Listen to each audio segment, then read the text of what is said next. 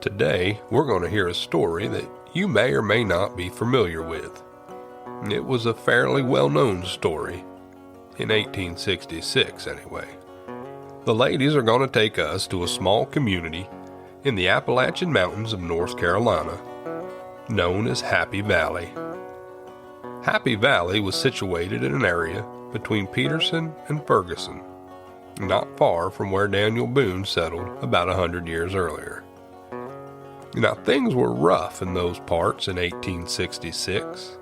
The Civil War had just recently ended, and the young men lucky enough to survive were returning home to a South that had been destroyed. And in Happy Valley, like most of the South, there was a class divide between wealthy plantation owners and the impoverished folks who lived in the hills, many of which became sharecroppers after the war, a choice that would almost certainly guarantee a life of poverty. Now, some folks considered the people who lived in those hills so depraved that they coined a phrase, "It's a wise child that knows its father." Not knowing your baby daddy was perhaps just one symptom of this moral decline.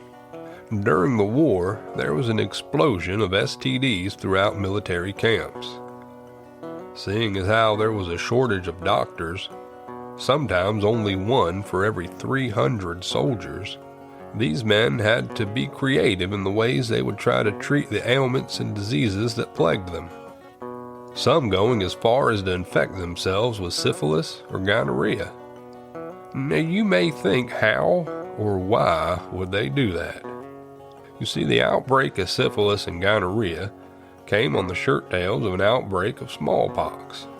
Now, if you contracted smallpox in 1866, you were certain there was no hope of recovery, especially during a war where access to sanitary conditions and vaccinations were not a luxury that these men had. Now, these soldiers resorted to more basic, desperate measures by using their knives to cut themselves. They would cut the sores of someone infected with smallpox and rub the pus into their open wounds, introducing the virus into their bloodstream in an attempt to give themselves a very crude vaccination. One large problem with this, aside from the obvious, is that smallpox and syphilis look very similar.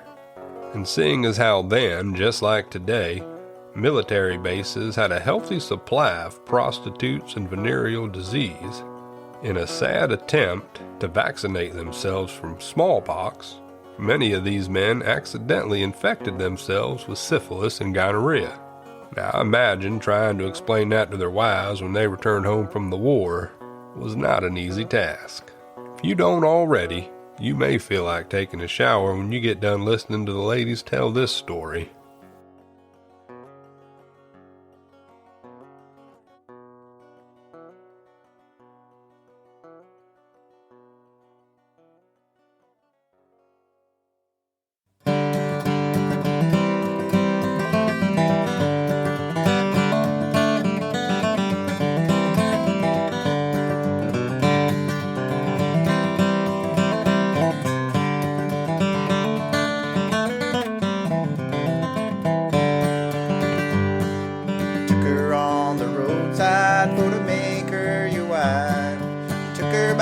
Roadside, and there you took her line.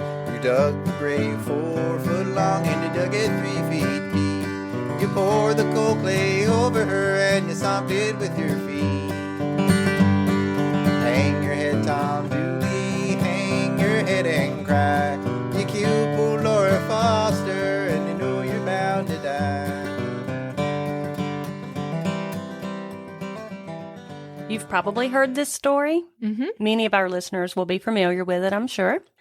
I got most of my information from a book by John Foster called Lift Up Your Head, Tom Dooley.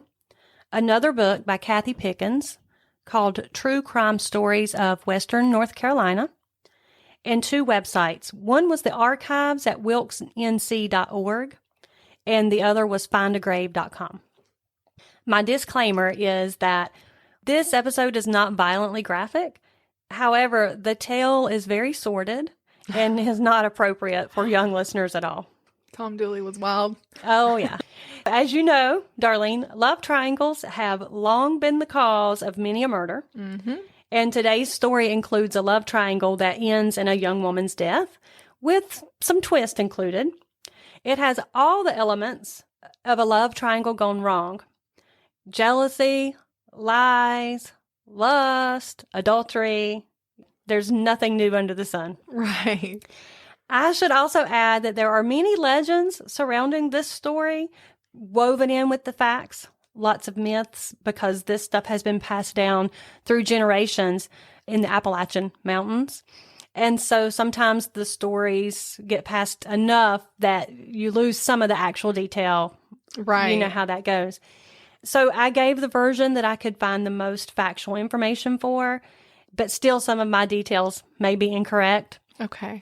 I did my best to try to keep it factual. And where it's not factual, I try to point out that this is just hearsay or a legend. So let me tell you what happened. Okay. In late May 1866, 22-year-old Laura Foster was riding her father's horse on her way to meet up with her beau, Tom Dooley. They had arranged to meet secretly at an old, unused blacksmith shop on the mountainside that they called the Bates Place. And according to her friend, Betsy Scott, Laura had confided that she and Tom were running away to get married. In fact, Laura had taken her father's horse without permission, and he was none too happy about that. But when her father's horse returned home the next day without Laura, he was appeased for a little bit. Laura, however, never did return, and so a search began for her shortly afterwards. Okay. You know what else began? The rumor mill. Right. It turns out Laura had a bit of a reputation of being easy, and people knew she had been seeing Tom Dooley. They were already speculating stuff like she was pregnant or that she had been murdered because of that. Right. The talk had begun. Now, was he missing too, or just her? Laura? Oh, okay. And just like we do today, the people of the small town were already immediately suspicious of her significant other. We always say, look at the husband or the boyfriend. Mm-hmm. Eyes were already on Tom Dooley a little bit. So he figured he had better get the heck out of Dodge, and he took off, which only caused him to look more guilty. Right. And their suspicions were not unfounded. So I'm going to back up and tell you a little bit about him. Tom Dooley, and that is actually spelled Doula, D-U-L-A, but this is the Appalachian Mountain area, and so everybody pronounces that Dooley. Okay. He had been born in 1845 in Elkville, North Carolina, in Wilkes County. Elkville is now known as Ferguson these days. And when the war between the states broke out, the Civil War, Tom was in his early teens. He enlisted in the Confederate Army at the age of 17, and he served throughout the war. Toward the end of the war, he was actually taken prisoner for a time, but eventually the war was over. He was freed. He returned home to North Carolina. It is said that Tom had an aversion to hard work, but he had quite the reputation with the ladies. Okay. He was considered a good-looking fella, and he was known to be quite the fiddle player. Okay. You know how women love a musician. Yes. So I'm sure that was part of his appeal. It was rumored that he was stepping out with a few ladies at the same time, and one of them was even married. Not good. Nope. Her name was Ann Foster Melton. They were neighbors, and they had grown up fairly close together. They had been known to be seeing each other before he had gone off to war when they were in their early teens. And when I say that, I'm talking 13, 14. Okay. So they were dating or just friends? Well, some would say they actually were having a sexual relationship even as early as that. Okay. In fact, her mother, Ann's mother, had caught them in the act, she said before. Wow. Okay. Yeah. Anne went on to marry a man by the name of James Melton when she was between 14 and 15. And you know, young marriage wasn't uncommon then. Sure. It sounds really crazy right now to even say that, 14. And that did not put a damper on her relationship with Tom at all. They continued to carry on. And Did she love her husband? I don't know. She stayed with him. As I tell the story, it's going to get really interesting about how that went down. But she obviously did love Tom. Right. So I'm not sure why they didn't just marry. However, they didn't. They just continued to carry on their relationship as before.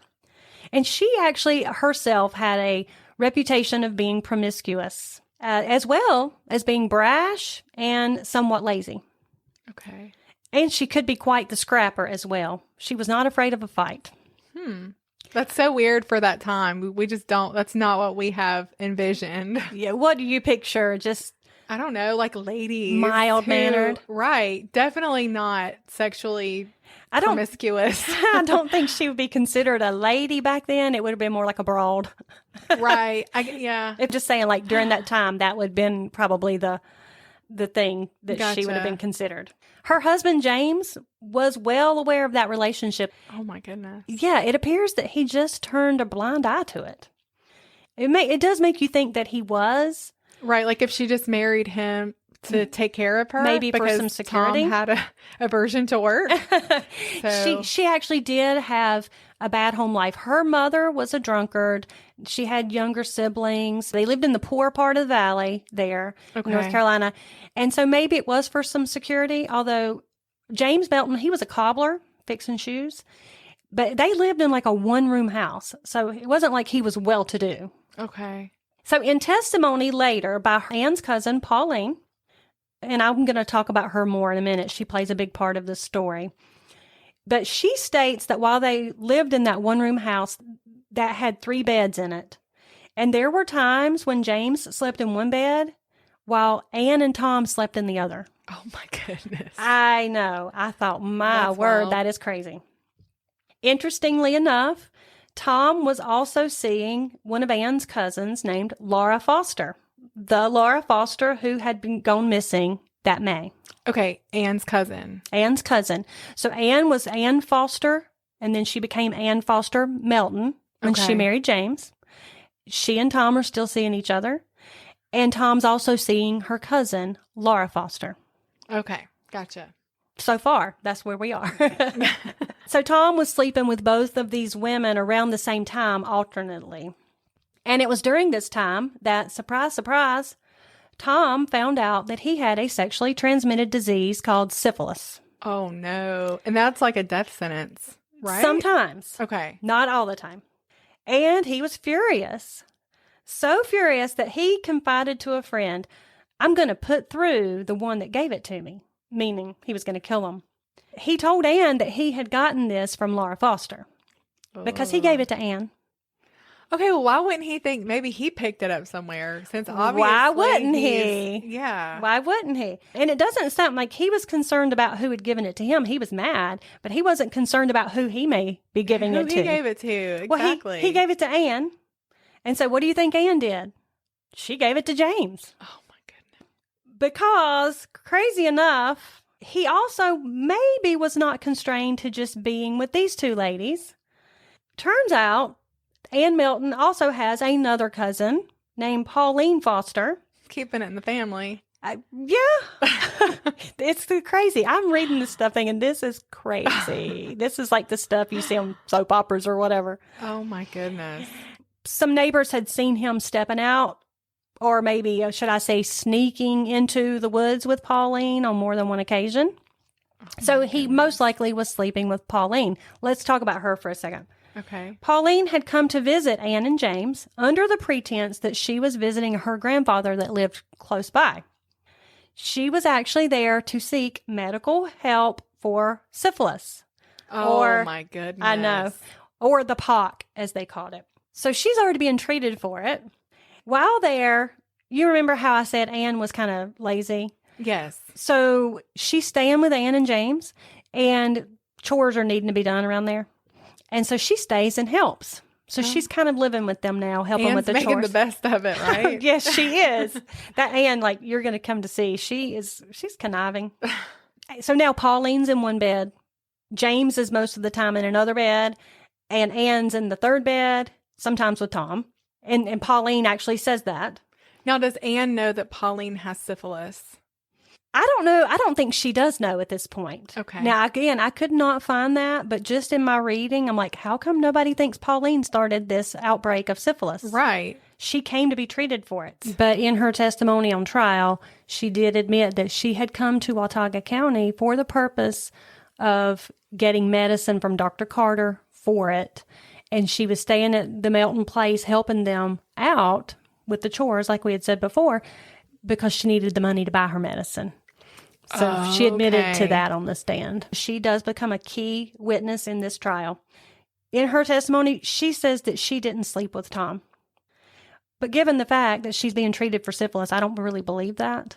Right. I mean, I'm just And thinking. there were eyewitnesses? That saw them slipping off into the woods together. She said that she was doing that as a blind, that Anne had asked her to do it to like put people off, I guess, to make them think that they were seeing each other. So she said, I was just doing it as a blind. Actually, the reason Pauline was being a blind or a decoy is probably because Anne was trying to hide it from James, that Tom was there to see her instead of Pauline. And earlier I had said James may have been turning a blind eye. But the more I read, I guess they probably were still trying to deceive him. So maybe he wasn't turning a blind eye. But I still think he may have been seeing Pauline. Yes. And maybe they were just keeping that from Anne. Right. Yeah, that makes sense. Well, Anne is jealous of Laura Foster, and so she fully believes it's Laura that had given it to everybody. Okay. She's not as jealous of Pauline for some reason. Okay. But maybe she feels like Tom really did have feelings for Laura, and so she's jealous of her. But maybe she doesn't care too much that he's, just sleeping with Pauline as long as he doesn't like her or love her. Golly. That is speculation on my part, just based on what I've read. Okay. So here's Tom giving Laura syphilis, most likely, and blaming her for giving it to everybody else when really she's probably not the one. So here's what happens, because he's mad about this.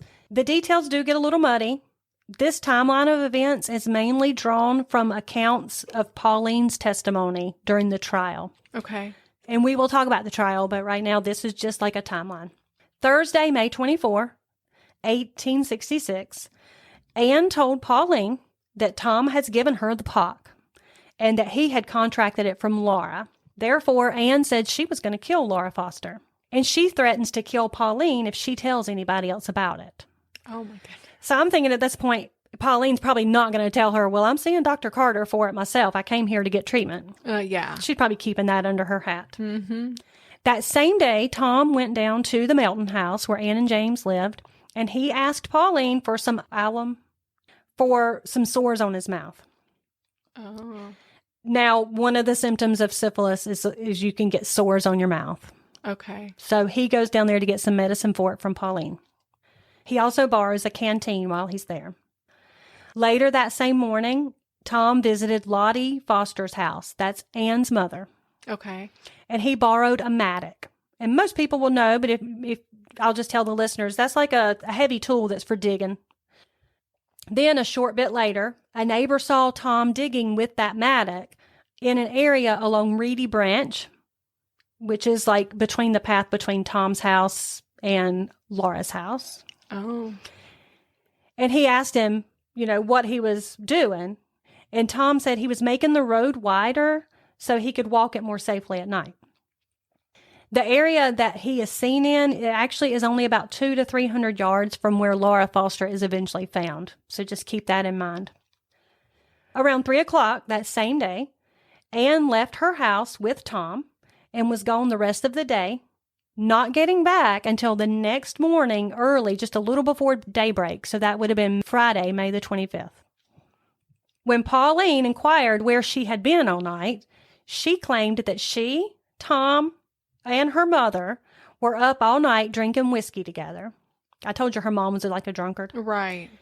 Supposedly, that canteen that Tom had borrowed earlier in the day had been filled with whiskey and they were drinking on it, or that was what she said. Okay. Pauline did notice that the clothes Anne had been wearing, her dress, was wet and her shoes. Pauline went outside to do some chores. She came back shortly after, and she finds Tom in there talking with Anne in hushed tones. Okay, that was all on Friday, May the 25th. Also on Friday, May 25th, That was the morning. Laura Foster woke up that morning early because someone came and woke her up. It was Tom. It is claimed that Tom had come by her house earlier, pre-dawn, awakened her, and told her that they were going to run off together. He leaves. They're going to meet up later. She gets her father's horse, along with a bundle of her clothes. She leaves the house. And while she's on her way to meet him is when she runs into her friend, Betsy Scott, and she tells her that she is running off to marry Tom. That's sad. She was probably excited. I think she was. Around that time, supposedly she and Tom are like walking from different directions to meet each other. Okay. Tom was seen by 2 different people as he was walking to meet Laura. One of those people asked if he had been after the woman, quote unquote. And Tom replied, no, he had quit that. That neighbor noticed that Tom's pants were wet with dew.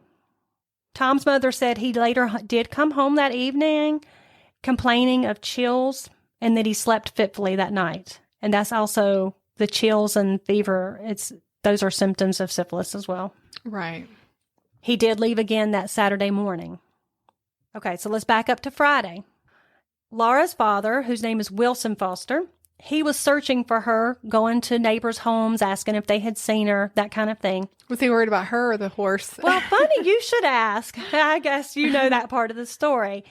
Actually, he wasn't really searching for her as much as he was searching for his mare, which Laura had taken. He didn't seem really to care too much about where she was. In fact, it is said that on that very evening, he was at the Melton Place, the home of James and Anne, drinking and carrying on with James, Anne, Pauline, and some of the other neighbors, and in the presence of all of them, made the statement he didn't care what happened to Laura as long as he got his horse back. Oh. Yeah, and he would kill Laura himself if he found her. Oh, my goodness. No wonder this girl has issues and I she has know. daddy issues. So maybe that's why she's promiscuous. Right, she's looking for love. Yeah. Yeah, you do have to feel so bad for her. He must have been happy the next morning on Saturday when his mare came home of its own accord, and there was a partially broken off rope attached to it where it had been tethered somewhere, but it had made it home. But there were still no signs of his daughter. Was he worried about her at that point? I don't know if he's worried. I mean, after that comment, I don't really even think I could say he worried. Right. But I guess he does realize maybe something has happened to her. He and the neighbors, they do begin searching to see if they can find Laura. Well, I got to thinking, though, about her dad. Back then, a mare was probably like a car. And I'm thinking, if one of my kids, stole my car and they're like, we're going to elope and they took my car. Well, I'm thinking about how I talk and I say things like I don't, you know what I mean? I could hear myself being like, I'm going to kill her. Right. So maybe he said it offhandedly, not so much like I'm really going to kill her but maybe just because he doesn't know yet what's become of her. Maybe he doesn't really know that she's in danger. That something's wrong. So he's like, I'm going to beat her. I'm going to kill her. Maybe. Okay. We'll give him the benefit of the doubt there a little bit. Okay. It was just a thought. Okay, Darlene, I'm going to give you that. I know you like to always look at both sides of an issue. Yes, I do. So we'll see. All of those events had happened between Thursday, May 24th and Saturday, May 26th. Just after they realized Laura was missing, the neighbors had begun searching, and at first, they didn't find anything. They came up empty. So it was about a month after her disappearance. Some of the searchers did find a piece of rope tied to a dogwood tree up near the Bates place, which is where she had told Betsy she was meeting Tom. It was a piece of flaxen rope that matched a piece of rope that had been fastened to her father's horse. There were also 2 piles of horse dung nearby, indicating that the horse had been tied up for a while, long enough to go twice. Okay. Very close to that tree, the men found a dark spot on the ground, and it had a really offensive odor. They're thinking that's blood, and so they're assuming that's probably Laura Foster's blood, but still no body was found at that time. They found the remains of a rope where a horse had been tied. They found the blood spot, or what they assumed to be a blood spot on the ground, but no body. Now, was this a whole month later? It was a month later. Okay. And I believe those searches had been going on and off Okay, if gotcha. that makes sense. Around this time, Anne's husband, James Melton, informed Tom that there was talk he was the one who had done her in. Tom, knowing that he was the main suspect and the last one who purportedly saw her, decided it's high time I get out of here. I'm going to leave Happy Valley. That was the river valley where he lived in that town. Like, you know how you have certain names of little communities and areas. He skipped town somewhere between June 25th, June 26th. On June 28th, a warrant was actually issued for his arrest, as well as for the arrest of Anne Melton. Okay. And a posse headed out after Tom. But there was no body yet. Still no body. I'm glad you picked up on that. That is actually a point in this story. He headed across the state line to Tennessee. He stopped along the way, changed his name to Hall, I guess his last name, stopped in Watauga County, worked as a hired man for a Colonel James Grayson. He only worked for him maybe a week or so, just long enough to earn money for some new shoes. He had worn his out walking. Okay. It didn't take long, though, for his pursuers to catch up to him, and they took him into custody. They brought him back across the state line into North Carolina, and he was put in the jail at Wilkesboro. Eventually, Pauline Foster was arrested. She had made a comment in jest. She was in Tennessee one night, and a guy named Ben said to her, "You and Tom Dooley killed Laura Foster." And then she replied, "Yeah, I and Tom Dooley did it one night." And she said she was joking. And you know, sometimes you make offhanded, funny little comments like, "Yeah, I'm the one that did it." They took that seriously. Yes, and she was arrested 2 or 3 weeks after that. Oh, wow. Okay. And that also made Anne Melton very mad because she implicated Tom Dooley in the murder by saying that. And so Anne was furious with her. Anne told her, "You've given them enough information to hang you and Tom." So I was getting ready to say here, keep in mind, there is no body found yet. Therefore, they are being held for suspicion of murder, but there's no proof of a murder. For all they know, Laura has run off with someone else. Right. Some would argue that holding him during that time was illegal because there was no proof of a crime being committed yet. Right. So that could have been unconstitutional. John Foster in his book kind of talks about that a little bit. So now the time frame moves to September. September 1st, Pauline was released from jail because she had started talking to authorities. Apparently, she had shared with them some details of a fight she had had with Anne Melton. And I do mean a fight, not just an argument. Okay. And Anne had told her where Laura's body could be found. Oh. She took the searchers to the general area that Anne had shown her of where Laura had probably been buried. As they searched, one of the men's horses started rearing up, pawing at the ground in a certain area. So they all go over there to see if there's anything going on. They take some sticks, they're kind of poking around, and that's when they discover a shallow grave. Oh, wow. So they found her body in September. Okay. And this had happened in the late May. I'm going to read an excerpt from the book by John Foster West, "Lift Up Your Head, Tom Dooley." And this describes what Dr. Carter found when he examined this poor girl's body. The body was laying on its side, face up. The hole in which she lay was 2.5 feet deep, very narrow, and not long enough for the body. The legs were drawn up. Such a wound, supposing it not to have penetrated the heart, would not necessarily be fatal, though of a dangerous character. If it had perpetrated the heart, it would have necessarily been fatal. The body was in so decomposed a condition that I could not ascertain whether the knife had cut the heart or not. The clothing around the heart was in a rotten condition. That's the end of the quote. So basically, he's saying, you know, if the knife had gone into the heart, then yes, it's fatal. If not, then it may not have been fatal. And he couldn't really tell because the body was too decomposed to tell whether it had actually penetrated the heart or not. I wanted to discuss the possibility, because this is one of those things that kind of freaks me out a little bit.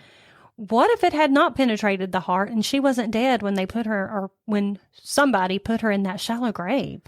Was she too decomposed to tell if there was dirt in her airways? they didn't say, and I don't know if they even checked. Knew to do that, yeah. But that examination didn't really give any more detail than that. That's awful. I hope there was not. I hope it was quick. I do too. You know, because just that thought of somebody putting you in a grave and covering you up and then either you bleeding out or I don't know. It's just, that's terrifying to me. It always baffles me that somebody that you're intimate with, that you can then go on to like look them in their face or when you murder somebody, but it's if it was him. If it was Tom. If it was him. Yeah. I will say this about, I mean, that was just my speculation when I read that about it. They couldn't tell whether that knife had gone in the heart. Yeah. And whether she died immediately. And I was like, oh, that just kind of gives me the creeps.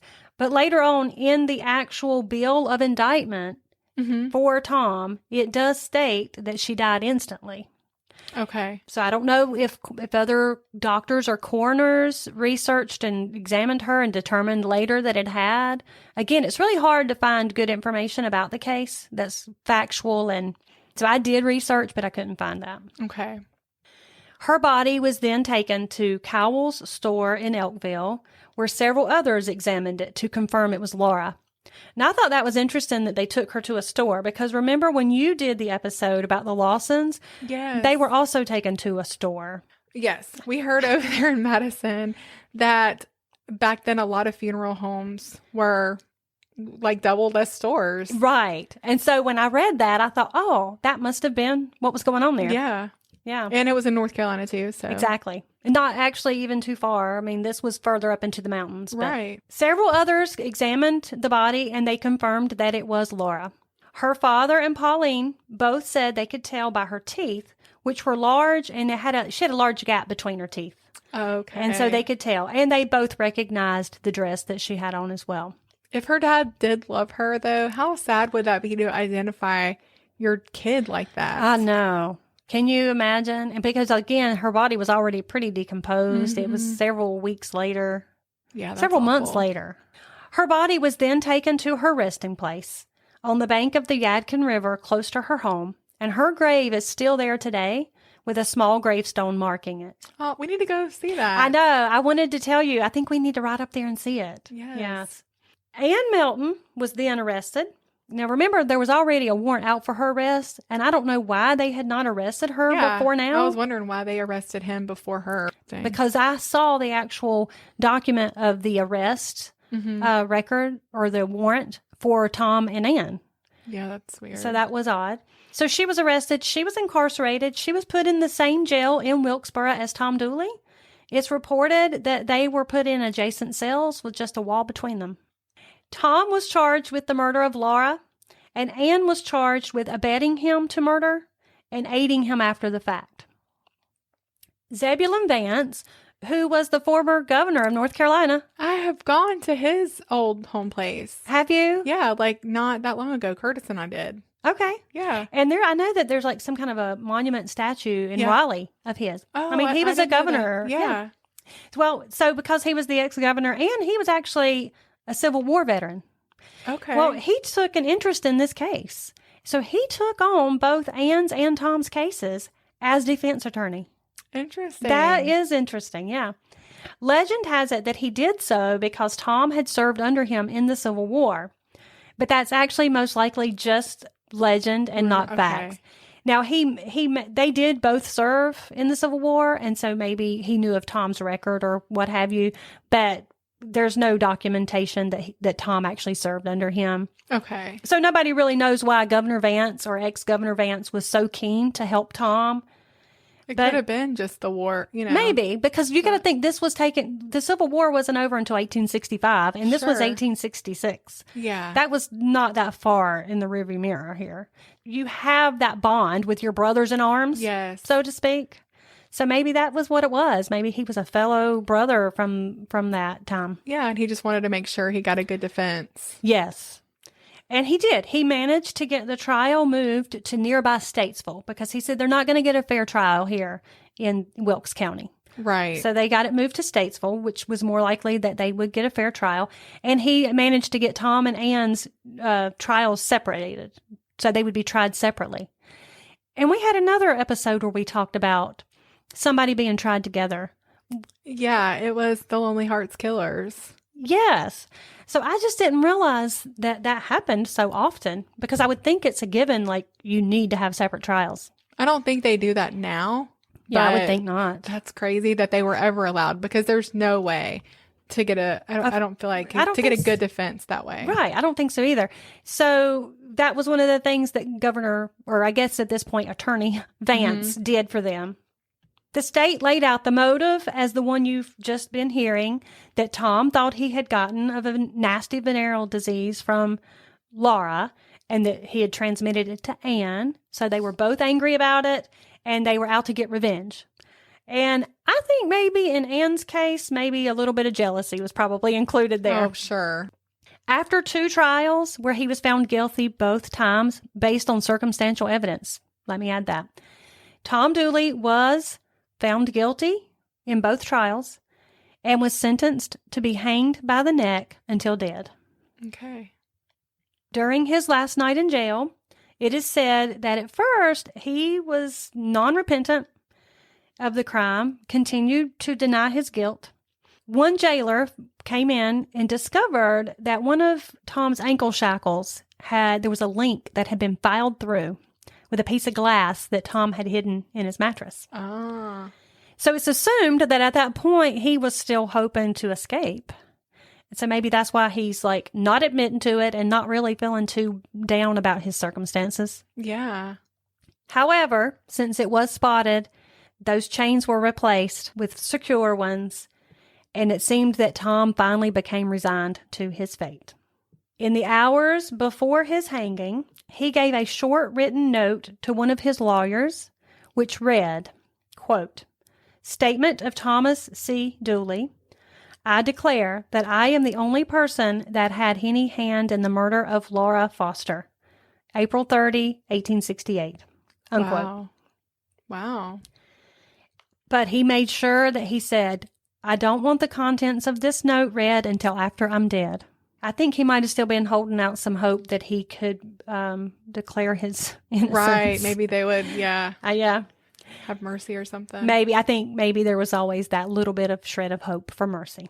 Finally, Tom is starting to get nervous. Sometimes he would be seen fervently praying. Other times mumbling incoherently or pacing in his cell. Those kinds of things. Finally, the time came for his hanging, and he was brought to the gallows by a cart carrying the coffin that he was to be buried in. Oh, my goodness. Yeah, I wonder if that was like a normal practice. Probably. I'm thinking you got to have the coffin there to put it in, the body in. Yeah. He was, at that point, smiling, and even reassured his sister that he had made his peace with his maker. I feel like that was a thing.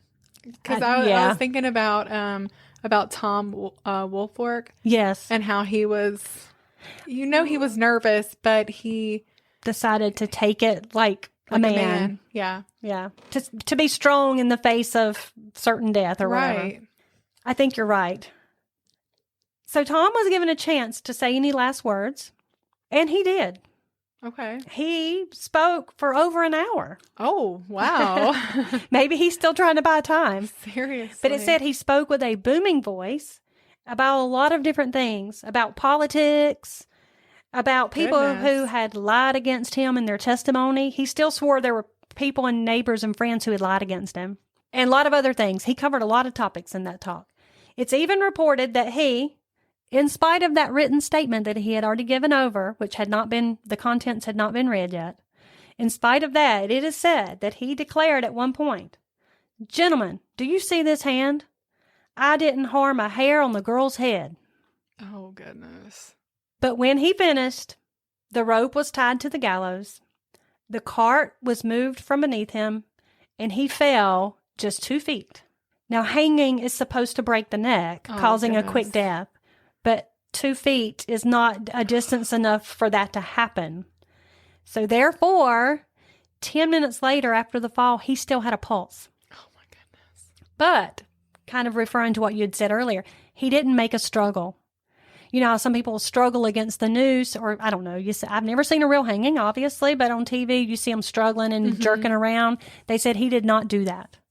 Okay. So I wonder if that was him facing it bravely, because he's hanging there for 10 minutes before he's pronounced dead. I'm sorry. I kind of hope that they're like, I'm hoping that they lose consciousness. Maybe, hopefully, because I mean, it's still, if you deserve that, and I believe some people did, Right. that's still a pretty harsh thing to see and to think about, a way to die. It is. It's a bad way to die. And I said that he hung there for 10 minutes. I need to correct that. At 10 minutes, he still had a pulse. At 13 minutes after the fall, they pronounced him dead.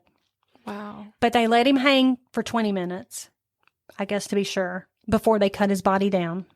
And then his body was taken back to Happy Valley and buried there under an apple tree. Some myths say that he was actually hung on that tree. Like if you go even now to that area and talk to people, some people say, yeah, he was hung right there at that tree. But he wasn't. He was hung in Statesville where he had been sentenced, and then his body brought back. Okay. That was just one of those like legends that kind of gets passed down. Now, does he have a grave marker?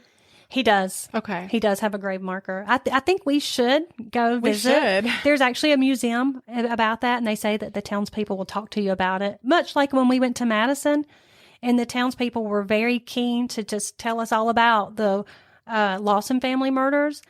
I believe from what I've read online, it sounds like the same thing. You go to this small town, and the people were ready to, tell you what they know, what they've heard from their grandparents and great grandparents have passed down, and that kind of thing. Yeah, we definitely need to do that. And like I said, there's a museum there, and I'll leave a link to that museum's website at the in our show notes. It's called the Whippoorwill Academy, I believe. Cool. Afterwards, Ann Melton was tried for the charges against her. For some reason, the charge of her being an accomplice after the murder had already taken place was dropped. Really? So she was only charged for aiding and abetting him and influencing him to commit murder. Okay. And by then, the note that Tom had written was read to whomever needed to hear it. Her trial was pretty brief because she had pretty much been exonerated by his admission. And a lot of people believe that he just did that so she wouldn't have to hang for it as well. I wonder if he loved her. Well, that's what I was going to say. I think maybe, since he realized I'm not getting out of this and I'm going to hang for it anyway, I'm going to spare her because they had been neighbors all their lives. Yeah. They had supposedly been intimate since the early age of 13 or 14. I think there had to have been a really close bond between them. I think they did love each other.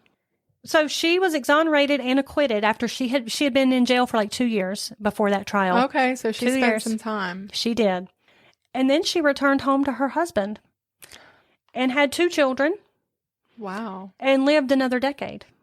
Okay. With syphilis. Now, did syphilis kill her? Well, let's talk about it. Okay.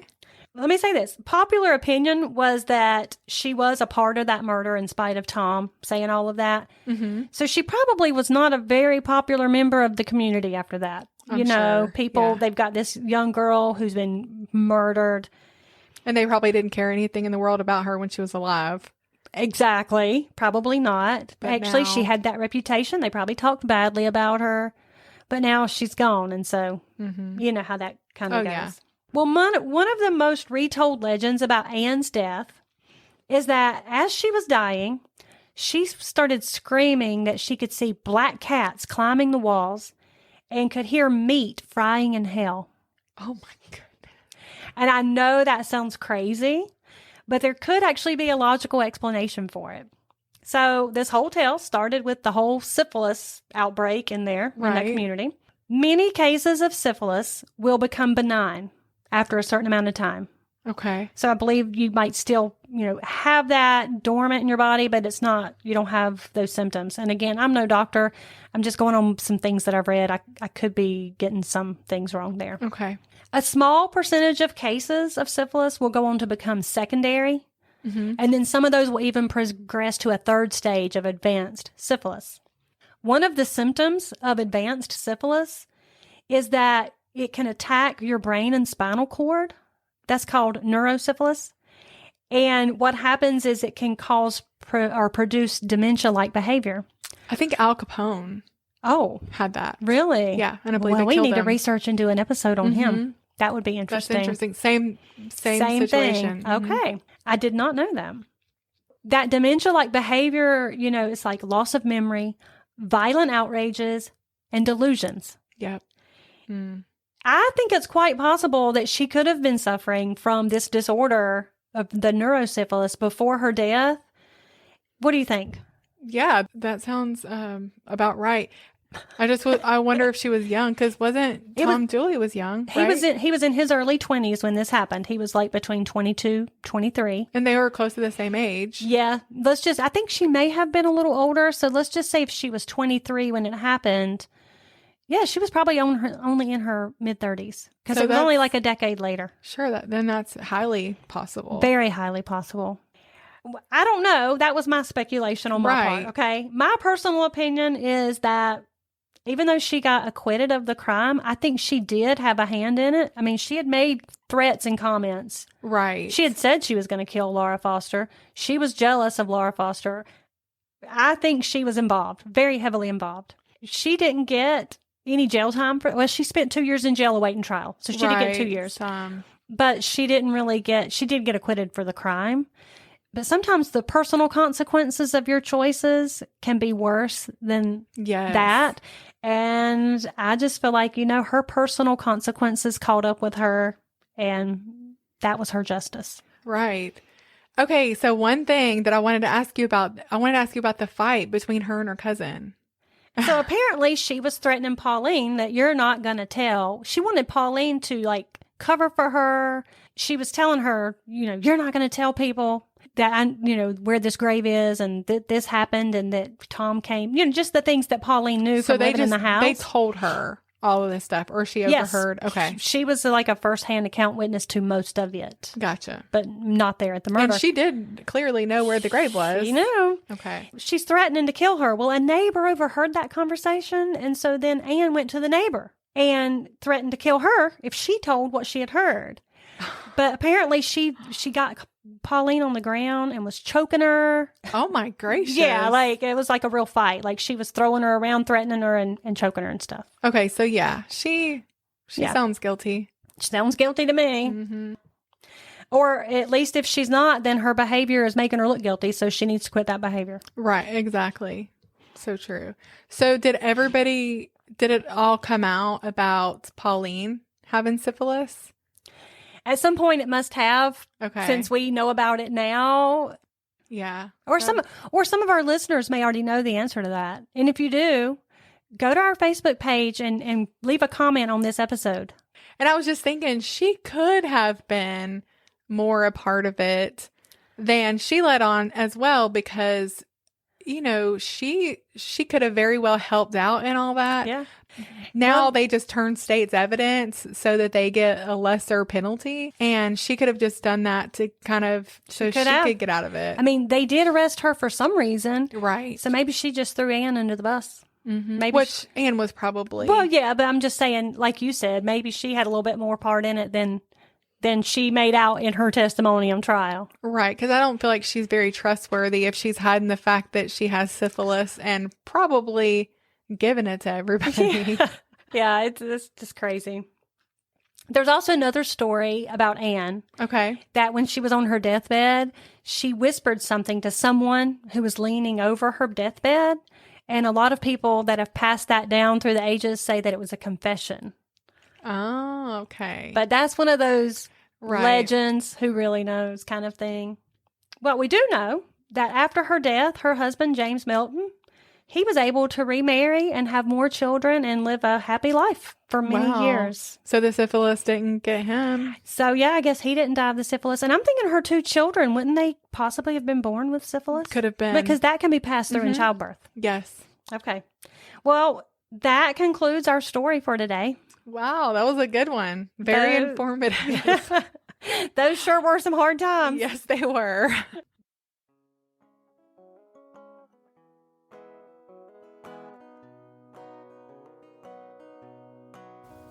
Now those were some hard times. And I'd like to thank you for listening and let you know that we really do appreciate your support. I'd like to remind you that no matter where you listen to your podcast, you can go ahead and subscribe to Hard Times and True Crimes and light up all 5 of those stars. And if you're listening on Apple, you can go ahead and leave us a quick review. You can also follow us on Facebook and Instagram. And if you have any questions, comments, or suggestions, you can leave them at hardtimesandtruecrimes.com. Now, I know we've all got a million things that can keep us up at night with worry. But according to Dr. Fauci, if you tell everybody you know, and a few people you don't, to check out Hard Times and True Crimes, you'll never have to explain to your spouse how you accidentally got syphilis. Till next time, goodbye.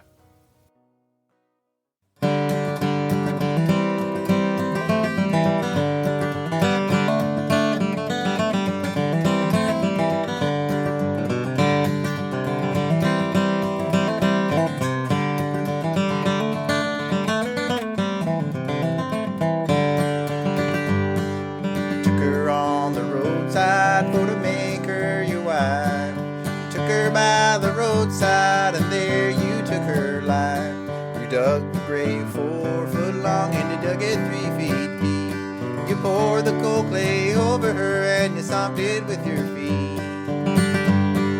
Hang your head, Tom Dooley, hang your head and cry. You killed poor Laura Foster and you know you're bound to die.